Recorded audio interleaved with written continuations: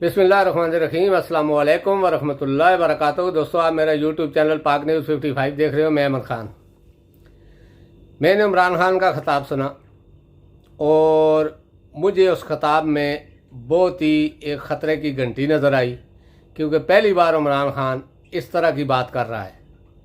क्योंकि जिस शख्स के साथ इतना जुल्म हो रहा हो, हालांकि वो हो भी बेगुनाह और करप्ट भी ना हो, चोर भी ना हो, गद्दार भी ना हो, तो गुस्सा तो आता है। इमरान खान अब बहुत आगे निकल चुका है और वो मुकाबला करने के मूड में है और उसने वाज़ा अल्फाज में कल के ख़िताब में ये बात कह दी है कि अब आपने जो करना है वो करो, मैंने जो करना है वो मैं करूँगा। क्योंकि देखें, एक आदमी के ऊपर 180 केस बना दिए गए, वो भी सारे झूठे, जिसमें कत्ल भी है, दहशतगर्दी भी है, दंगा फसाद भी है, हर चीज़ है, डाल दिए हों। यानी कि 6 महीने के पूरे 6 महीने इस तरह, अगर एक एक तारीख भी इमरान खान कोर्ट में जाए तो 6 महीने पूरे हो जाते हैं, 180 दिन। Excuse me. तो इमरान खान भी आखिर एक इंसान है। कब तक वो बर्दाश्त करेगा अपने ऊपर झूठे केस या झूठे इल्ज़ामात या दिन रात इस उम्र में दौड़ना, हर जगह पे पेश होना और एक किस्म का थ्रेट।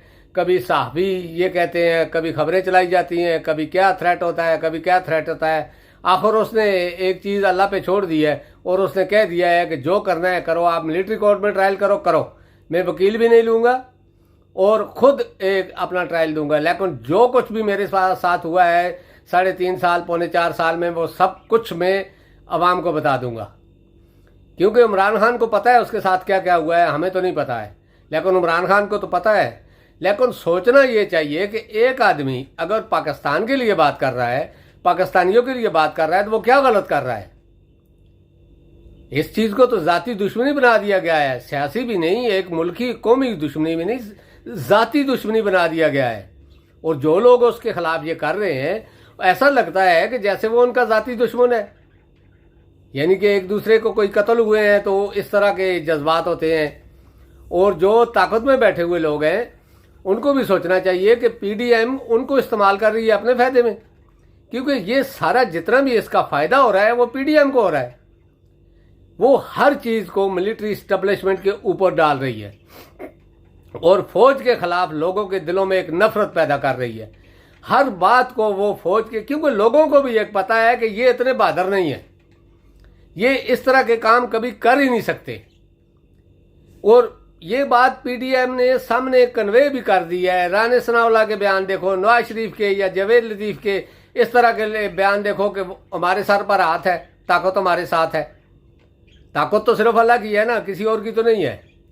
जिंदगी मौत भी उसके हाथ में है, रिज़्क़ यानी कि उसके हाथ में है, मौत यानी कि इज्जत तो जिल्लत तो उसके हाथ में है।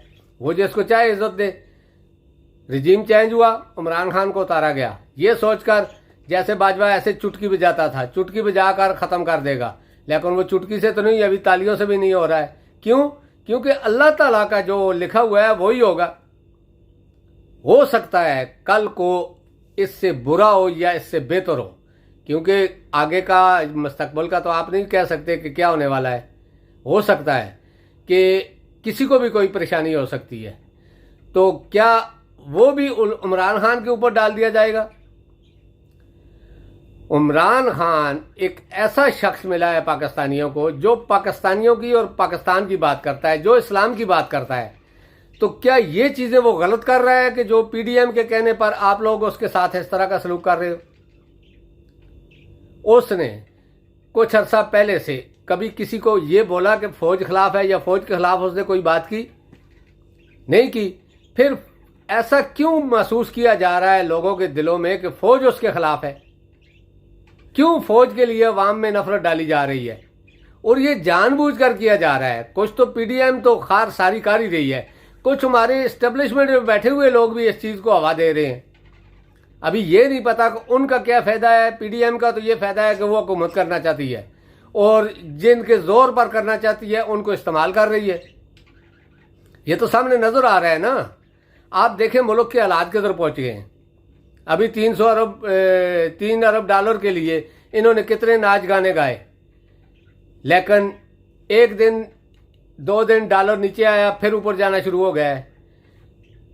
बेरोजगारी देखो 99% है, महंगाई देखो 38% से 40% है, बेरोजगारी है, किसी जगह रोजगार नहीं मिल रहा, फैक्ट्रियां बंद हो गई हैं, मुल्क का पिया बिल्कुल ठप है। तो फिर भी आप एक चीज को जोर दे रहे हो कि यही होना चाहिए, जो हमने किया वही अच्छा है, तो सोचो फिर पाकिस्तान किधर जाएगा।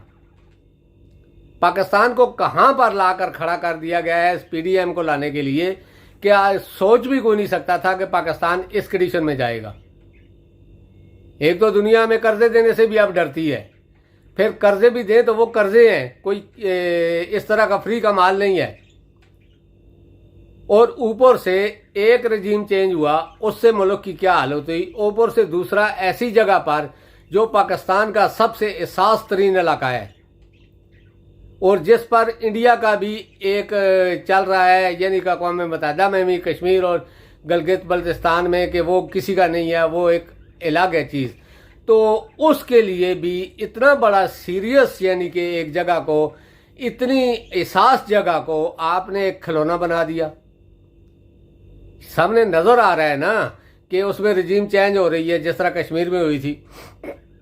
एक पार्टी के 22 आदमी है, दूसरों के टोटल 6 आदमी है, 4 एक के हैं, 3 एक के हैं, 7 आदमी हैं, बाकी तो 3 जो हैं दूसरे हैं, आज़ाद हैं या दूसरी पार्टियों के हैं, यानी कि 10 कर लें। फिर भी 22 और 10 में कितना फ़र्क है। आप 2 4 6 और उतार लेंगे जिस तरह बयानात आ रहे हैं, तो क्या इससे आवाम में तब्दीली पैदा नहीं होगी। और पीडीएम तो साफ जाहिर है जो कुछ आजकल वो कर रहे हैं, यानी कि बंदर बांट बगैर इलेक्शन के हुकूमतें, वो पाकिस्तान में भी यही कर रहे हैं और गिलगित बल्तिस्तान और कश्मीर में भी उन्होंने यही किया और गिलगित बल्तिस्तान में भी यही कर रहे हैं, यानी कि इलेक्शन के बगैर वो हुकूमतें चाहते हैं। क्या उनके बाप का मुल्क है कि वो जब चाहेंगे हुकूमत में आ जाएंगे। अगर आप इस तरह सोचोगे तो पाकिस्तानी अवाम आपके बारे में क्या सोचेगी और पाकिस्तानी अवाम क्या सोच रही है। जो कुछ पीडीएम ने उनके दिमाग में डाल दिया है, वो अगर निकल कर बाहर आ जाए तो सोचो हमारी फौज की क्या इज्जत होगी। क्योंकि ये सारा कुछ किया जा रहा, पीडीएम को तो फायदा हो रहा है, लेकिन फौज को 100% नुकसान हो चुका है। अब भी वक्त है, अगर आप लोग इसको कंट्रोल कर सकते हो तो फौज पाकिस्तानियों की है, अवाम की है, और ताकत आपकी भी अवाम है और वही अवाम फौज में भी है। अगर वो लोग अगर आपसे नफरत करेंगे पीडीएम के जिस तरह के बयानात हैं इनसे, तो फिर फौज का क्या मोराल रहेगा। फौज की इज्जत होती है अपनी अवाम से। हम लोग अपनी फौज से मोहब्बत करते हैं, करते रहेंगे, लेकिन इस तरह के कामों में आके तो हर आदमी जो है वो यही सोच रहा है कि ये काम मिलिट्री इस्टेब्लिशमेंट कर रही है, क्योंकि इन जो सामने लाए गए हैं ये नवाज शरीफ वगैरह या शहबाज शरीफ वगैरह, ये इनमें इतनी जरूरत नहीं है। और जो कुछ गिलगित बल्तिस्तान में हो रहा है, क्या गिलगित बल्तिस्तान की अवाम इस चीज़ को तस्लीम कर लेगी। क्या गिलगित बल्तिस्तान सी पैक की राहदारी का आगाज़ नहीं है। आप एक बात सोचो, आगे जो ग्वादर है बलूचिस्तान में, उधर के हालात कैसे हैं, और शुरू भी ऐसा होगा, आखिर में भी ऐसा होगा, तो सी पैक किधर जाएगा। फिर चाइना क्या बोलेगा पाकिस्तान को। इसलिए ये चीज़ें जो हैं ये सियासतदानों पर छोड़ें, आप जो करना है वो करें प्लीज़, क्योंकि इस तरह हमारी फ़ौज बदनाम हो रही है, पाकिस्तान बदनाम हो रहा है। आप इंडिया मीडिया को देखो ज़रा, वो क्या कह रहा है। अभी तो सिर्फ मीडिया की बात है, हो सकता है 2-4 दिन में उनके सियासी लीडर भी इस तरह की बातें, जो मैन कोई आदमी है, जिस तरह वज़ीर इत्तलात है, वज़ीर ख़ारजा, वज़ीर दाखिला, इस तरह का कोई आदमी भी बयान दे सकता है। क्योंकि जिस बात पे हम कश्मीर पे उनको लताड़ते थे, अब वो उनका मीडिया हमें लताड़ रहा है।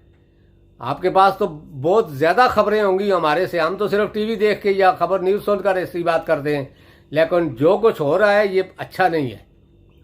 ये जो अभी रजीम चेंज खारकर के गिलगित बल्तिस्तान में हो रहा है, ये अच्छा नहीं है।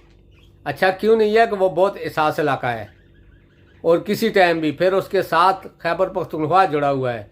खैबर पख्तूनख्वा की आवाम क्या सोच रही है ये भी आप जानते हैं। इसके बाद बलूचिस्तान है, बलूचिस्तान के लोग क्या सोच रहे हैं, पहले ही उधर क्या हालात बने हुए हैं, तो वो कंट्रोल हो नहीं रहे, ऊपर से दूसरी जगहों पर भी ऐसी बातें हो रही हैं। तो खुदा के लिए पाकिस्तान के लिए कुछ सोचें।